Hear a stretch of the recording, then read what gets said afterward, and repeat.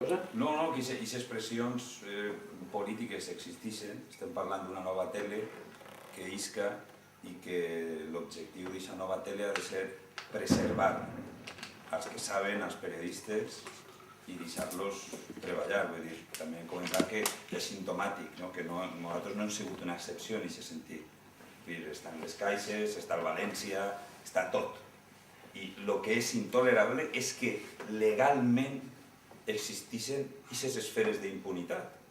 Jo vaig tindre una responsabilitat durant uns mesos en aquesta casa. Jo vaig dimitir. O dimitia o m'hicía una úlcera en la planta. O m'amagava per anar a buscar els meus fills al col·le, perquè hi ha coses que són intolerables. El que no podem tindre són polítics que vulguin fer escaletes d'informatius, ni periodistes que facin discursos polítics. Les dues coses són igual de perilloses, les dues. I la nova tele ha de preservar això, aquests espais.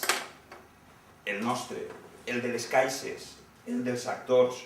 Per què Canal 9 no ha fet uns programes sent una civilització fallera, crítica, àcida, com els valencians? No han tingut uns programes a l'altura de les nostres crítiques, de la nostra socarroneria.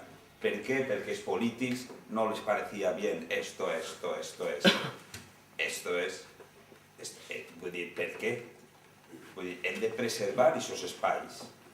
I aquest és un dels objectius d'aquesta nova tele, que els polítics han de dir no, és que nosaltres no. Vull dir, nombrarà el director de la tele un consell audiovisual format per catedràtics, per fulanos i per fulanos.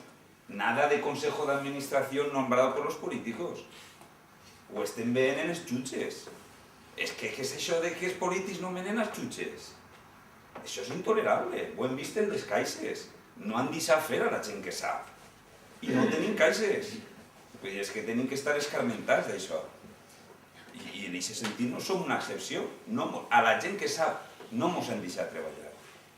No ens han deixat treballar. Però ni als gerents, ni als actors, ni a aquestes coses. Perdó, disculpa.